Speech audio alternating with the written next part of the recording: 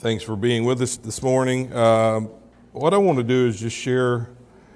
I hate to, break into things kind of in the middle of things, but I've been looking at Psalms 119 for some time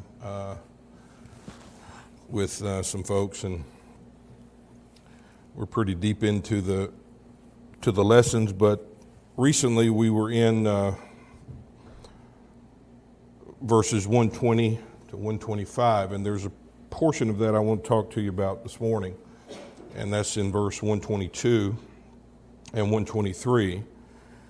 And just look at that for a moment. We've been talking a lot about this psalm being a forward-looking psalm, a prophetic psalm, in that it looked beyond the moment in time where this one who is writing was under the law, loving the law with all of his heart, desiring to do and to keep the commandments of God, yet simultaneously understanding that all attempts on his part to keep the law fell short, that he could not do it in himself. There is no possibility with man,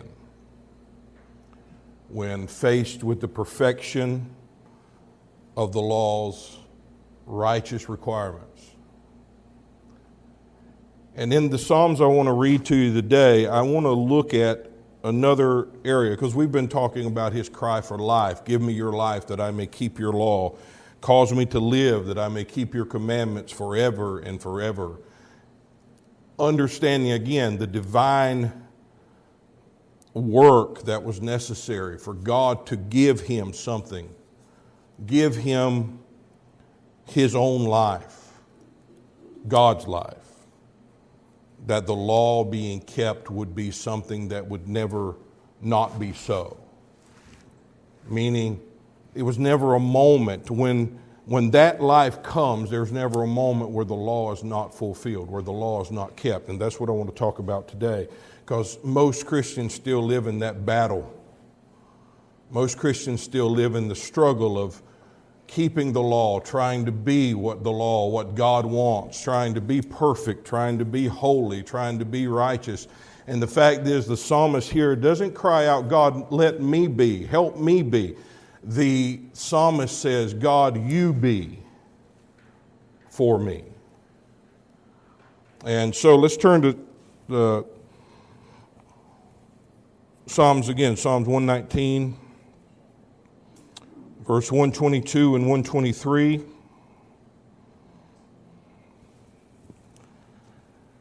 Give your servant, speaking of himself, again a prayer, give your servant a pledge of good, and let not the insolent or proud oppress me. My eyes long for your salvation. Now, this is from the English Standard Version. My eyes long for your salvation and for the fulfillment of your righteous promise. I want to talk about this pledge of good. First, let's just simply define the word pledge here. It's a word that means, of course, to pledge, to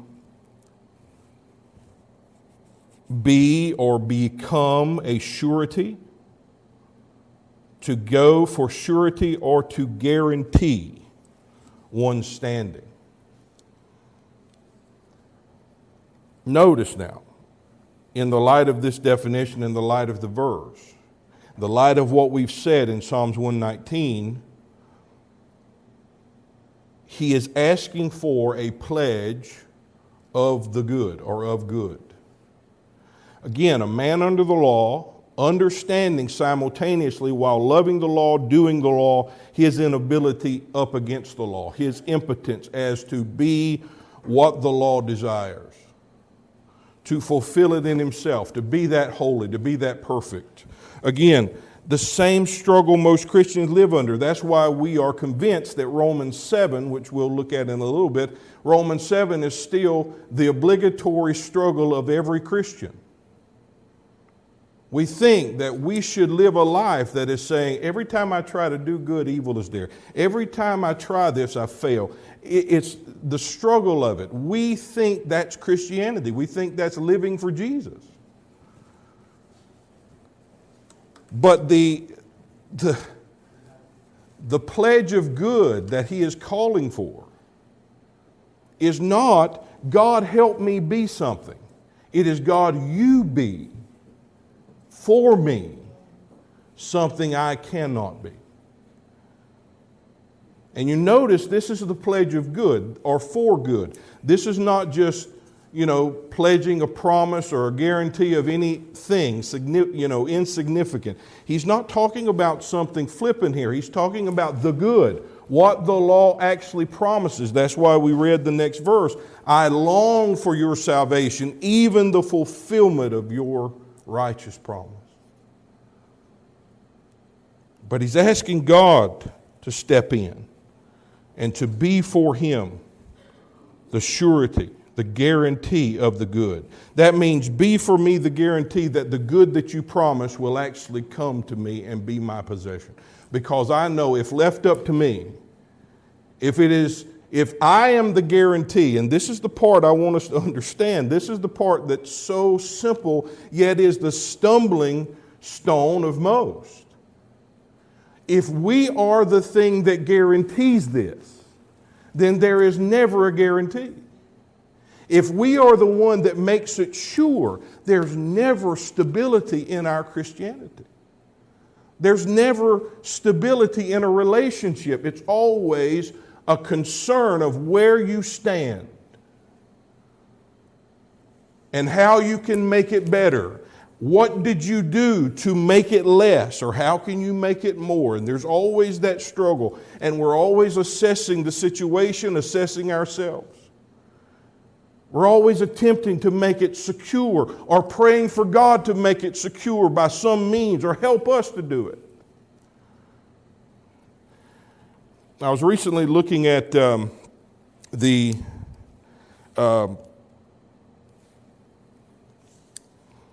event.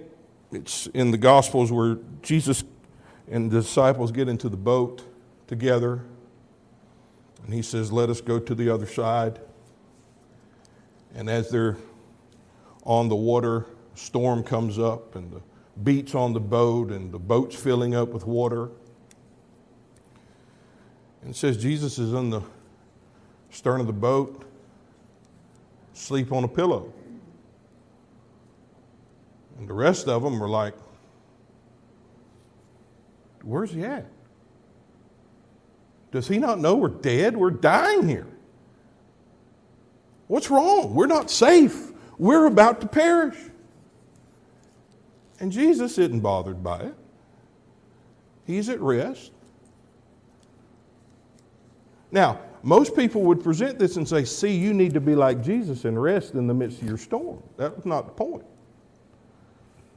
The point is Jesus was at rest. Jesus was asleep in the boat. And they come to him saying, we're surely going to perish. Do you not care?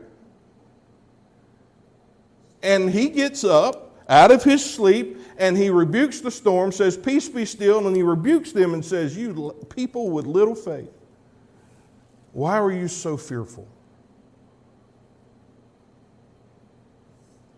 Now, I understand the messianic point of this. This has got to be the Son of God. The seas and the waves and all the nature obey his voice. But what did they have to do? What was the thing? This is the thing that hit me in it, and I know again that this doesn't give the full picture. Their security in the midst of it all, the thing that made them safe, was not the ceasing of the storms. The thing that made them safe and made them secure and made their conditions certain as far as you're good was the fact that Jesus was asleep and at rest. But they thought they had to awaken him and get him to fix their situation because they saw something that was familiar to them. It said trouble, danger. But he wasn't disturbed by it at all. And that was their certainty, that he wasn't disturbed by it. He was still at rest. And yet they felt the need to wake him out of his rest so that he could make their state seem to be safe, because their understanding of safety means there's no storm. Nothing's beating on this boat. His rest was their security. Him being at rest, him being asleep in the boat, was their security in the boat. And that, to me, points here. What is our certainty? What is our security in Christ? Is it that the visibility of the thing that I look at to assure myself that everything's good is there? Or is it the fact that Christ is in me and lives in me as the certainty of it all?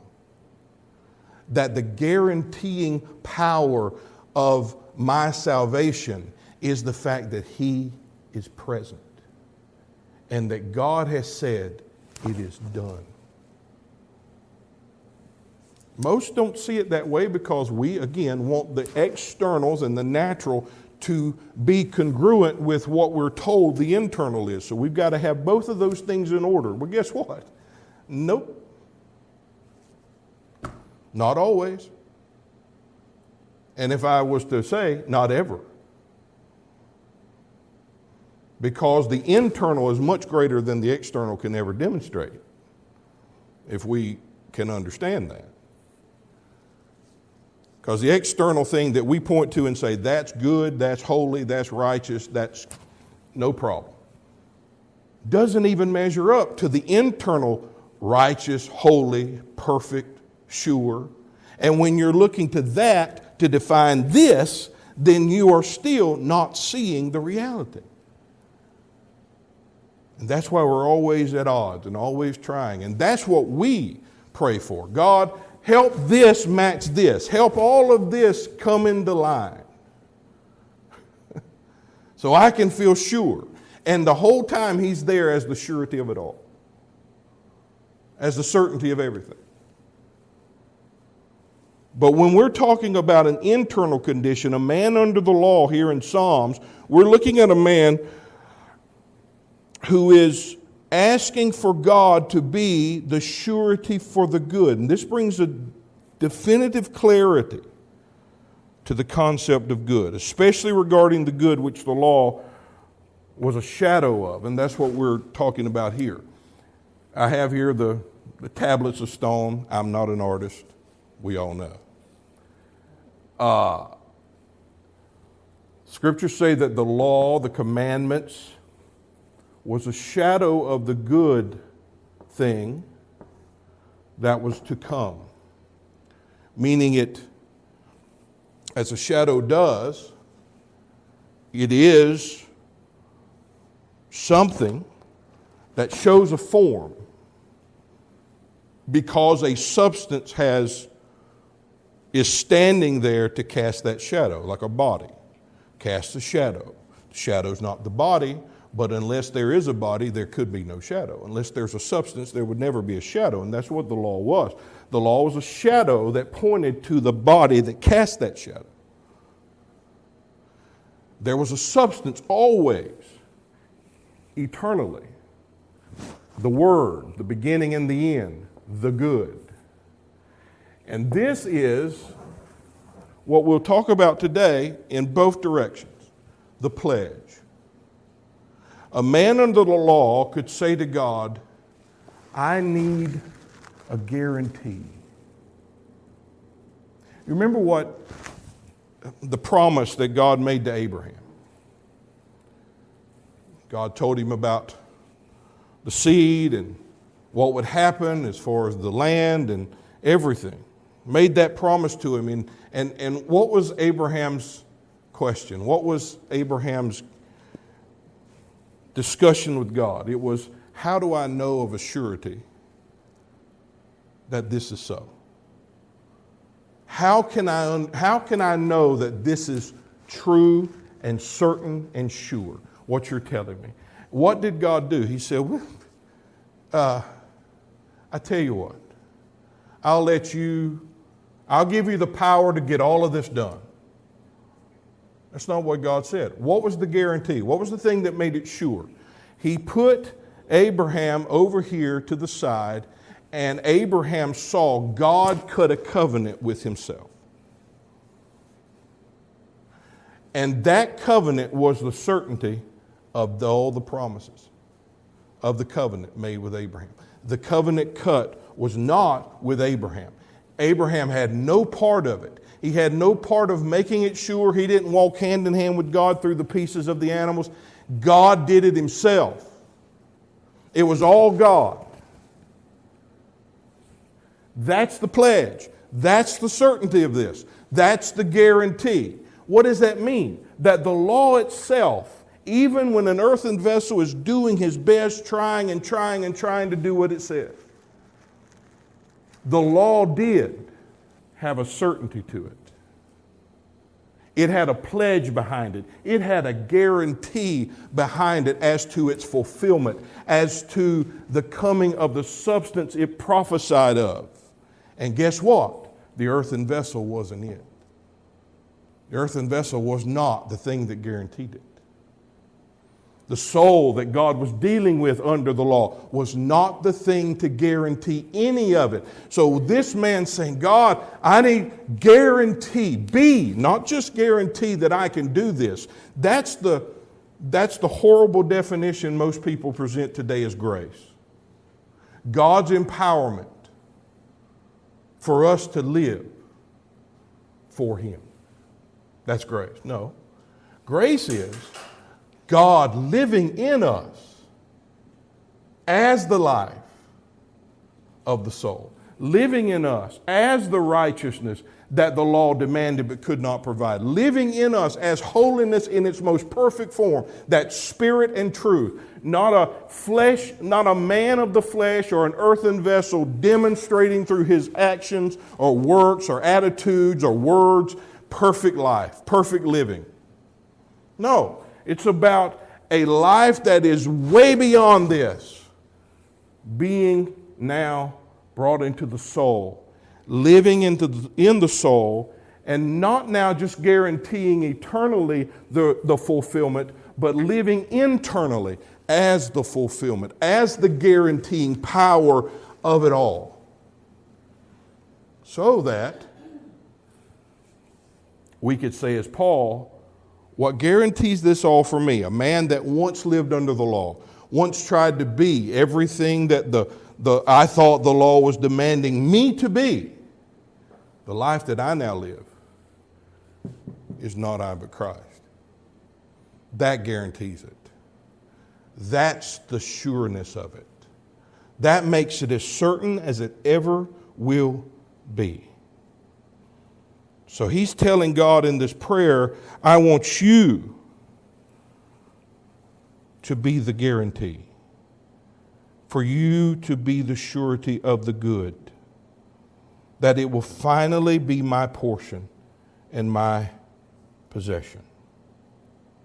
And this is so vital to the whole of the psalm. And as we've covered before, if it's vital to this psalm, it's vital to the whole of the testimony. This is basically the cry of the whole testimony. And that's why Jesus would say, they are they that testify of me. In the volume of the book, it is written of me. Why? Because it's the me who was the surety of it all before it was.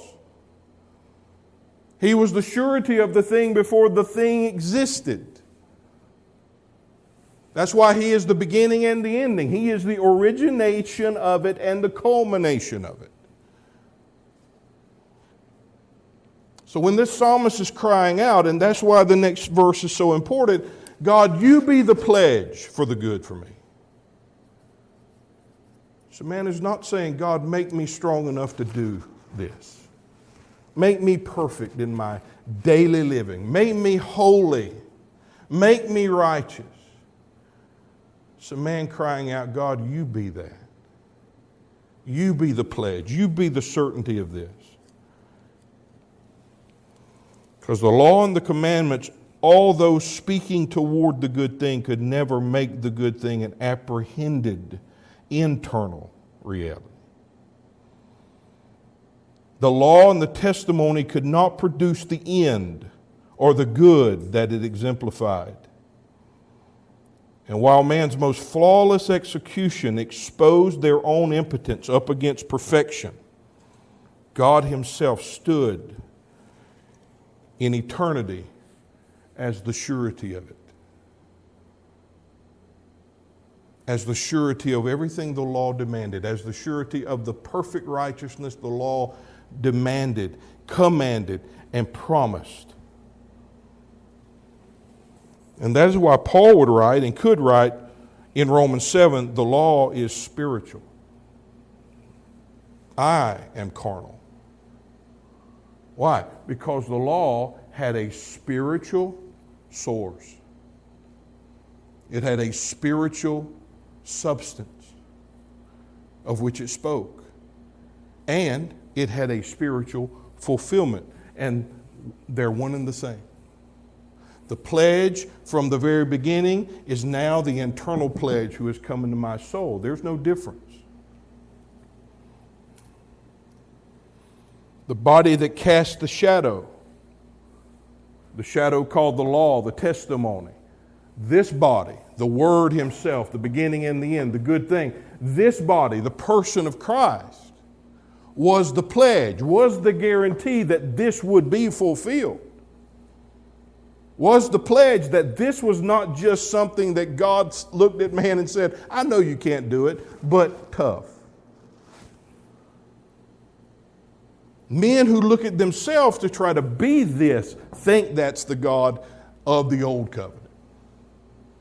The God that demanded from men. No, because there was already a guarantee that this would be fulfilled. But again, the guarantee was Christ Himself, not the earthen vessel, not man. Man was never the guarantee of it. Man would never be the thing that made it certain. Because God already had the reality before He had the shadow. That is why faith receives the substance. Faith receives the guarantee instead of trying to be like it or imitate it. That's what we're taught. So that he could write, the law is spiritual, I'm carnal. The law constantly bombarded mankind who were under the headship of Adam with condemnation. But the law never depended upon man's carnality for its fulfillment. It looked to, and it was assured by already the person of its spiritual origination. Now,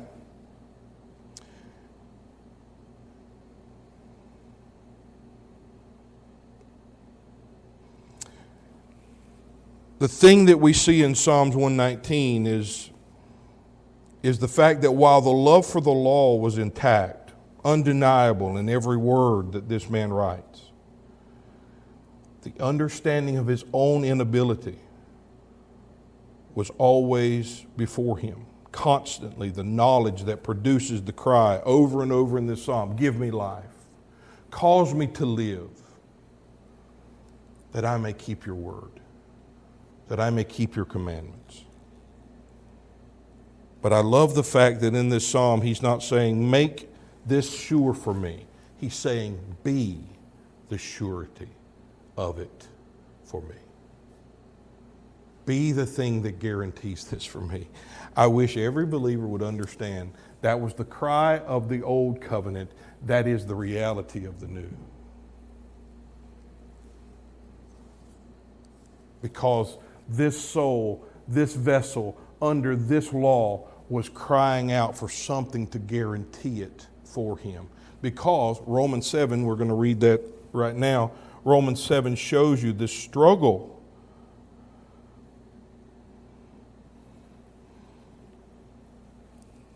The psalmist understood the great need of another party, another power, a divine author and finisher to stand as his own surety for the good.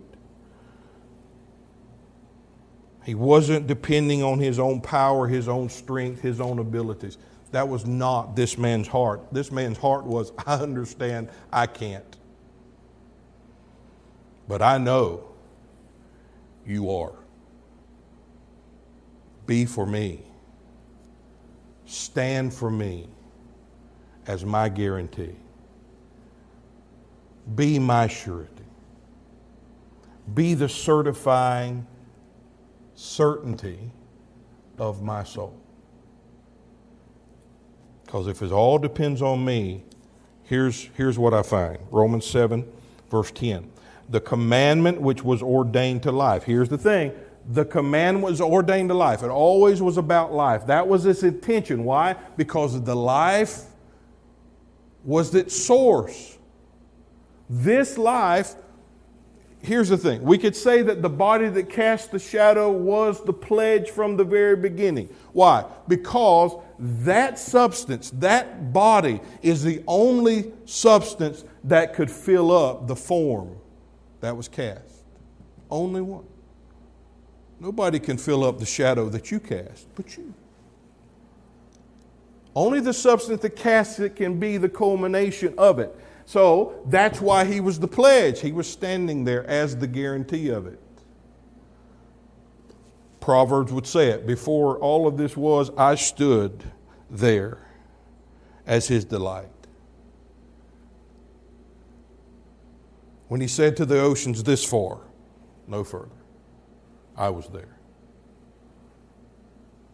I stood there as his delight.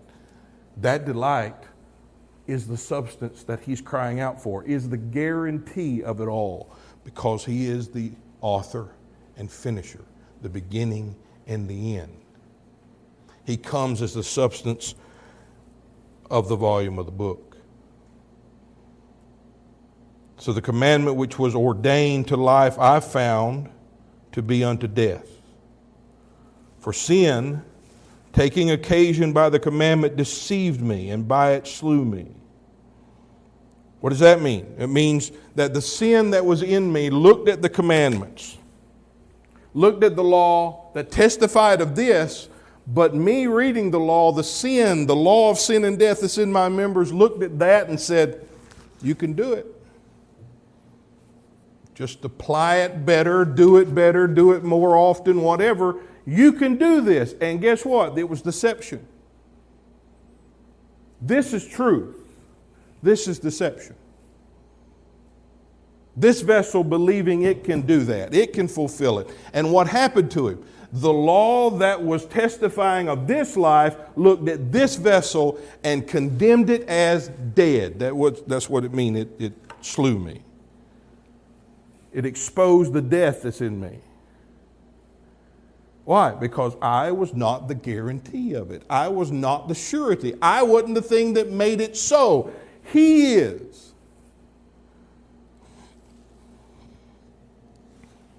Wherefore, the law is holy, the commandment holy, and just, and good. Was then that which is good made death unto me? God forbid.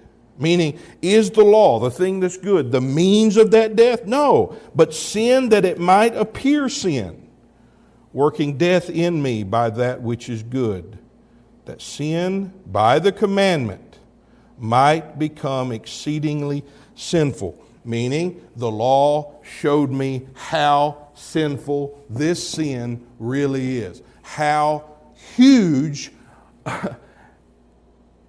of a, I don't know, couldn't say pit or whatever, but how exceedingly sinful this condition really is. It wasn't just, do some bad stuff. See, that's why we can have those testimony services of people coming to church and saying, man, I was a drug addict, but God saved me. And we're like, oh man, that's amazing. How about I was born in sin? Guess what? One's the same. It's all the same. Born in sin and death is the extent. That's the exceeding sinfulness. It wasn't just this guy was really bad, this guy wasn't so bad. No, all fall short. None righteous.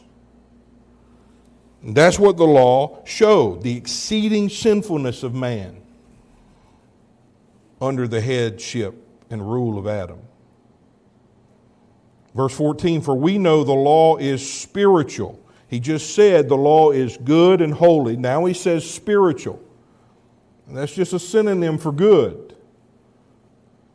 I am carnal, sold under sin. I am the slave, sold under sin.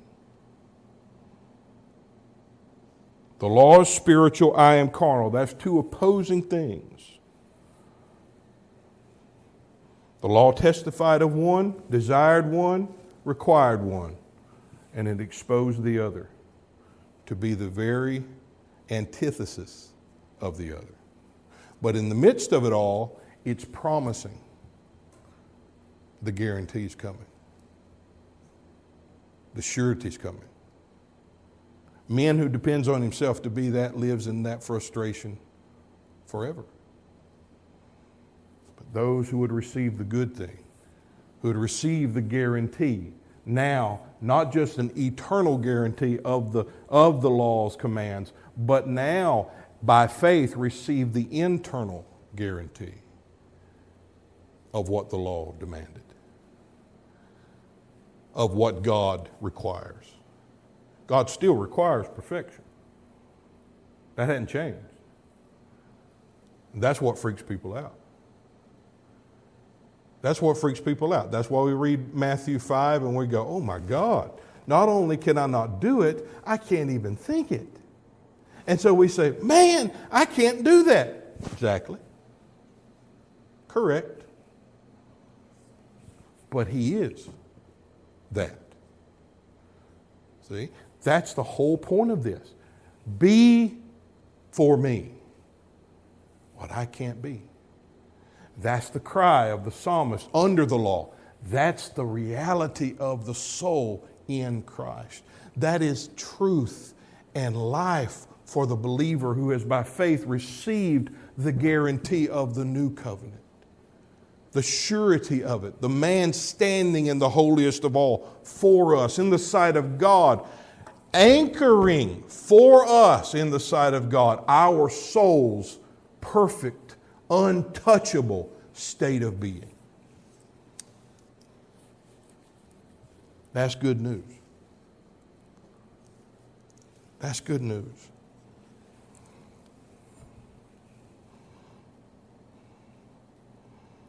I am carnal, sold under sin. For that which I do, I allow not. For what I would, that do I not. But what I hate, that do I. If then I do that which I would not, I consent to the law, it is good. Why? Because it's exposing me as not good.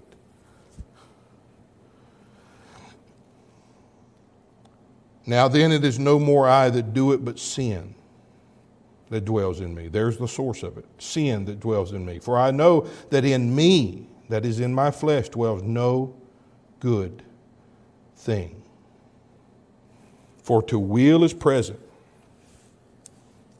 I have the will. I have the desire. But there's no ability to perform it. There's no power to actually bring it about. Why? Because it's not in me. I have nothing of that in me. He's talking again as a man under the law. So what does he say? Come. Who will deliver me? Save me. Who will deliver me from this death that keeps this torment going over and over again? There's no deliverance here. And we know the coming of the good, the coming of Christ, the guarantee power, the law of life came. And did what? Fulfilled in me the righteousness of the law. No longer demanding from me the righteousness I cannot perform. I can't do it. He is it in me. Simple. But this is the struggle most believers still have. They think this is their condition, crying out for God to save them from this death and this sin and this corruption. No, He now lives in you. If you're born again, if Christ is in you, He now lives in you, not as a promise of the good that's coming, but He lives in you as the guarantee. Because He is in you the good that has come. He's in you everything God promised, all of the righteousness God ever required. I was going to say of man, He never required it of man, but everything God demanded, every righteous requirement God had, Christ is in the soul.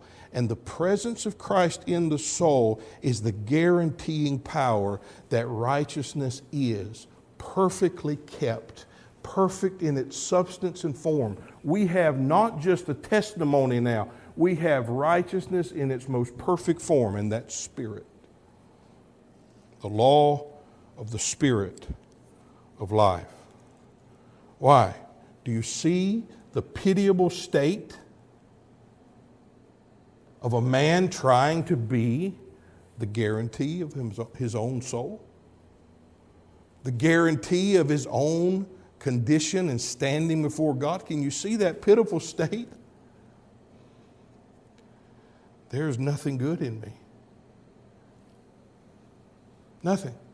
This is not Paul isolated away from everybody else. This is all men. This is this psalmist understanding, unless you are the pledge for this good to be in me, it'll never be there. It will never be so. You must be the pledge. You must be the surety and the guarantee of it all for me. This is why Paul would call Christ the end of the law for righteousness in Romans 3. And he leads us to that declaration of Christ as the end of the law for righteousness. That's important. Not just the end of the law. The end of the law for righteousness. That righteousness or the good or the life can finally be the soul's possession. He comes as the end of it, as the culmination of it. And he gets to that point by first describing the utter corruption, death, sinfulness of all men, not just Jew, not just Gentile, but all. Those the law condemned to be under sin. So the end of the law had to come, meaning the end point, the culmination that does not fall short of its intention, must come and make Himself fully accessible to all who will believe upon Him, who will receive Him. That He would be the imputed accomplishment of righteousness. A righteousness that the law not only demanded, but that the law had surety of eternally. God didn't take His eyes off of Jesus and look at man during the whole of this age. He never did that. He didn't take His eyes off of Christ and now says, now, you do it. No. That's why the law, the whole of that age, was a testimony of this, not this. It was never a picture of how perfect this could become. It was a picture of the perfection of one perfect man. The pledge, the guarantee, the sureness of it all. And so, the need for God to provide the guaranteeing power doesn't change when we come from the old to the new, from the law to faith. It just now becomes an internal power. A power that actually has affected the soul and made the soul a partaker of the good thing. The good thing that's now in you, Paul would say. It's no longer the shadow of the thing to come. Now the thing that was to come, that was a shadow of, has come. And He is in us the guarantee, the surety of it. And this is what Hebrews chapter 7, verse 18 says, verse 18 through 25, for there is verily a disannulling of the commandment going before for the weakness and unprofitableness thereof. For the law made nothing perfect, but the bringing in of a better hope did. This was the hope, always the hope. This was the hope. This was the expectation the law set forth. Never had any reference point here, always here.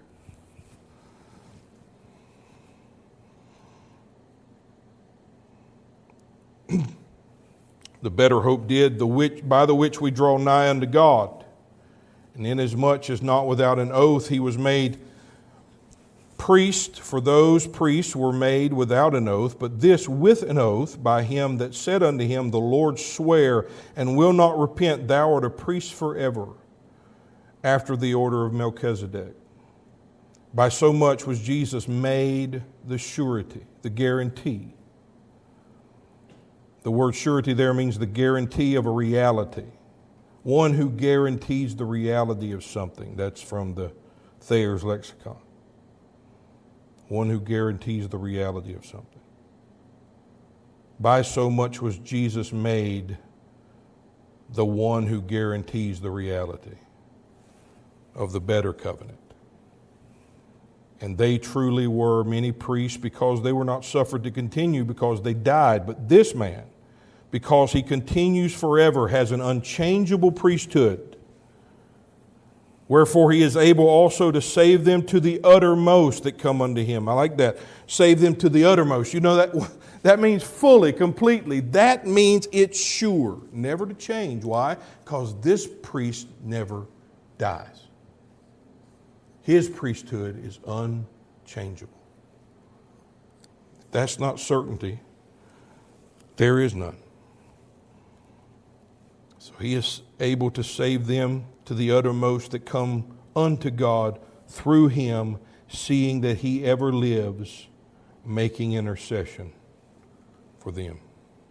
His intercession in my soul, the one who stands in the sight of God, affirming a finished work, affirming God's delight has finally been fulfilled. His pleasure has been brought to pass. His intention is now culminated. That one standing there anchoring that reality in heaven itself lives in us and anchors the soul he lives in the good of that perfect reality, in the good of that condition, because he is the surety of the new covenant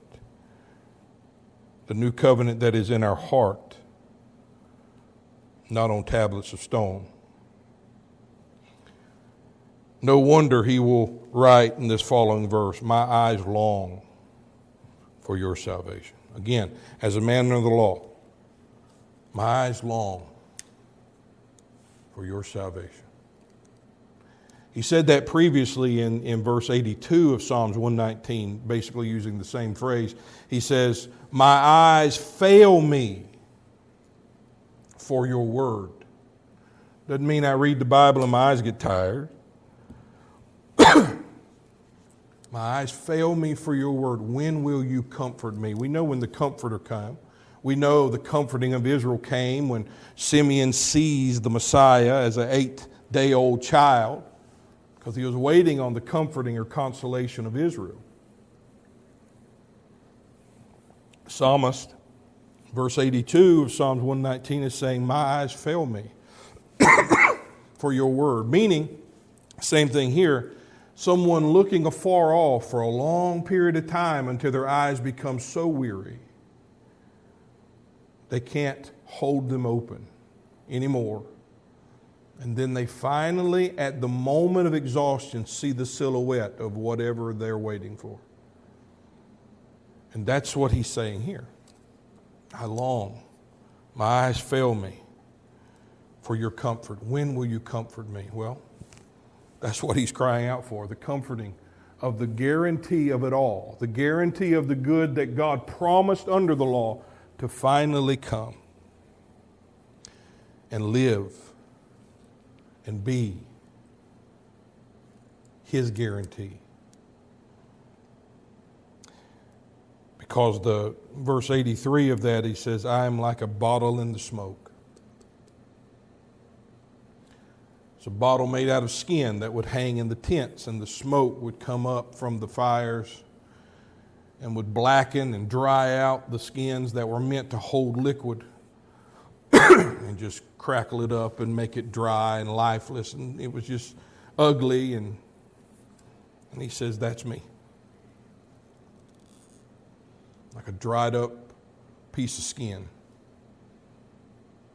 When will you come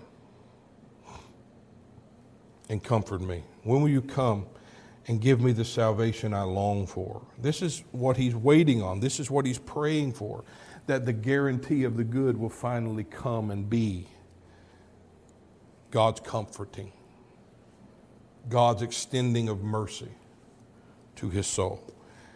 And again, that's a man under the law praying that prayer. What I want us to understand is that our salvation is this man's prayer fulfilled. That's the beauty of it. We're not crying out as those missing anything, as those waiting for something yet to be.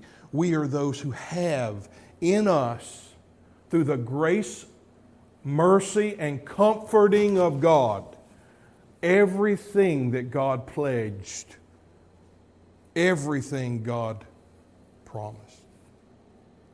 Nothing's missing.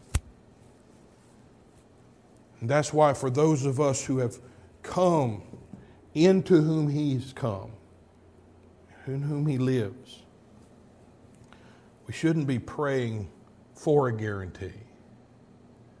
We shouldn't be looking for ourselves to be the surety of anything. We should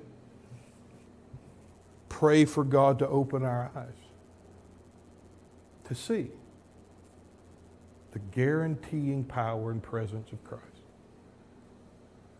so that we may live in the certainty of the surety, the acknowledgement of the good that has come. And we'll never again seek to find that guarantee in ourselves, but rejoice